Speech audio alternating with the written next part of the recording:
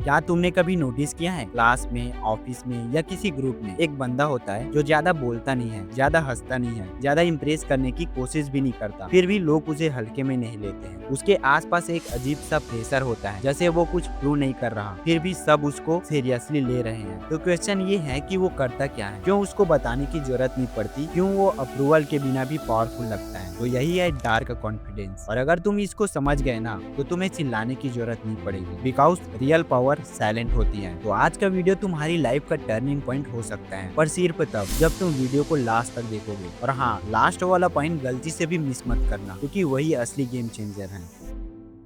सबसे पहले हमें ये जानना जरूरी है कि नॉर्मल कॉन्फिडेंस और डार्क कॉन्फिडेंस में डिफरेंट क्या होता है। हमें बचपन से सिखाया गया है कि कॉन्फिडेंट बनो, स्माइल करो, आई कांटेक्ट मेंटेन करो, सबसे मिलो जुलो। पर सच बताऊं, ये सब सरफेस लेवल ट्रिक्स हैं। रियल दुनिया में जो बंदा सबसे ज्यादा बोलता है वही सबसे ज्यादा इनसिक्योर होता है। हाँ, थोड़ा कड़वा लग रहा है ना, लेकिन सच कड़वा होता है। देखो, नॉर्मल कॉन्फिडेंस होती है external, depend on press, situation. Dark confidence होती है इंटरनल, इंडिपेंडेंट, अनशेकेबल। और डीपली समझने के लिए एक एग्जांपल देता हूँ। सोचो, जंगल का किंग कौन है?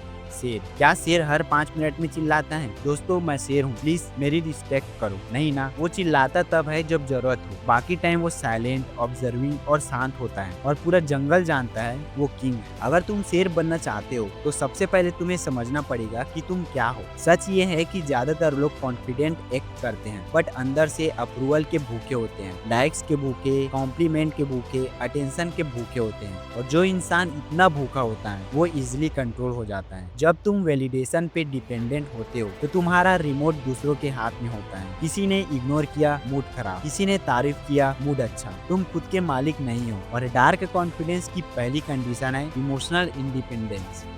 Number 1, controlled silence. Dark confidence लोग बिना कोई मतलब के एक्सप्लेन नहीं करते। उनको सबको इम्प्रेस करना नहीं होता, और न ही उनको सबको कन्विंस करना होता है। किसी ने बोला तो थोड़ा एरोगेंट लगता है। नॉर्मल इंसान तुरंत डिफेंड करेगा, नहीं यार मैं ऐसा नहीं हूँ। बल्कि डार्क कॉन्फिडेंस इंसान स्माइल करेगा और टॉपिक चेंज करेगा। क्यों? क्योंकि उसे इस तरह की फालतू लड़ाई जीतने की जरूरत नहीं है। और याद रखना, जो हर बात एक्सप्लेन करता है वो अपने आप को जस्टिफाई कर रहा होता है। जो जस्टिफाई करता है वो बहुत डाउट में होता है। बाय द वे, तुम लास्ट टाइम कब फालतू के आर्गुमेंट जीतने की कोशिश कर रहे थे, और फिर क्या मिला? ईगो का टेम्पररी हाई या फिर permanent respect? Number 2, emotional regulation. Dark confidence का मतलब कोल्ड होना नहीं है, मतलब है इमोशनल फील करना, पर उनके गुलाम मत बनना। गुस्सा आए ऑब्जर्व कर लेना, जलस आए एनालाइज कर लेना, डर आए फेस कर लेना, पर रिएक्ट मत करना, वो भी जबरन का। क्योंकि जब तुम रिएक्ट करते हो तुम प्रेडिक्टेबल हो जाते हो, और प्रेडिक्टेबल इंसान मैनिपुलेट हो जाता है। डार्क कॉन्फिडेंस का सेकंड लेयर है अनप्रेडिक्टेबल कामनेस। लोग समझ नहीं पाते कि ये बंदा प्रेशर में भी पैनिक क्यों नहीं करता, क्योंकि उसने अपने इमोशन को दिमाग से हटा दिया है। Number 3, scarcity of attention. ये बहुत पावरफुल है। आजकल हर कोई अटेंशन के पीछे भाग रहा है, रील्स, स्टोरीज, कांस्टेंट अपडेट्स। पर डार्क कॉन्फिडेंस इंसान अपनी प्रेजेंस को रेयर बनाता है। वो हर जगह अवेलेबल नहीं होता, वो हर मैसेज का तुरंत रिप्लाई नहीं देता, हर ग्रुप में एक्टिव नहीं होता। और गेस व्हाट, जब वो बोलता है तो लोग सुनते हैं। क्यों? क्योंकि किसी की कमी से ही वैल्यू क्रिएट होता है। अगर तुम 24/7 अवेलेबल हो तो तुम कॉमन हो, और कॉमन चीजों की रिस्पेक्ट नहीं होती। पर रुक जाओ, डार्क कॉन्फिडेंस सिर्फ बिहेवियर का गेम नहीं है, इसका सबसे डेंजरस पार्ट अभी बाकी है। Kill the need to be like. हर किसी को इम्प्रेस करने की आदत छोड़ दो। सबको पसंद आना इम्पॉसिबल है, और जो सबको पसंद आता है वो किसी को डीपली इम्पैक्ट नहीं करता। क्या तुम एवरेज रहना चाहते हो? पावरफुल लोग पोलराइजिंग होते हैं, कुछ लोग उनसे इंस्पायर होते हैं और कुछ लोग उनसे जेलस होते हैं, पर इग्नोर कोई नहीं करता। Develop silent standards. Dark confidence इंसान लाउड एक्सपेक्टेशन नहीं बताता, पर उसके स्टैंडर्ड क्लियर होते हैं। अगर रिस्पेक्ट चाहिए तो रिस्पेक्ट दो, टाइम वेस्ट किया तो एक्सेस लॉस कर दो, सिंपल। वो ड्रामा क्रिएट नहीं करता, वो डिस्टेंस क्रिएट करता है, और डिस्टेंस वैल्यू बढ़ाता है।